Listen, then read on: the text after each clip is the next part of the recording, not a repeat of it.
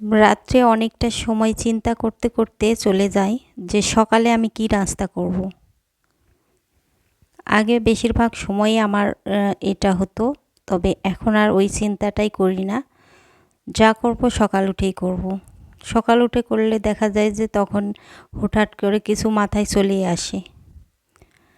আজকে যেহেতু কিছুই ছিল না আগের রাত্রের কোনো তরকারি, তো হুটহাট করে ভাবলাম যে রুটি আর ডিম ভাজি করি।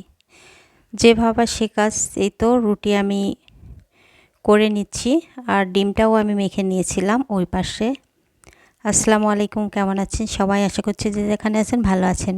আমি আলহামদুলিল্লাহ ভালো আছি। এই তো রুটি করে নিয়েছি আর সেকেও নিচ্ছি।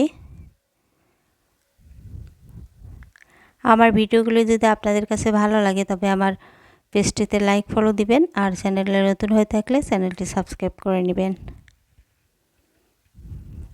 এখন যেহেতু আমি ভিডিওটা ওইভাবে করতে পারছি না, আমার ব্যালেন্সটা এখন ঠিক মতো হয়নি যে সংসারের কাজকর্ম যেসব করবো সব দেখাবো। রান্নাটা দাঁড়িয়ে দাঁড়িয়ে করতেছি জন্যই এটা শেয়ার করতে পারছি।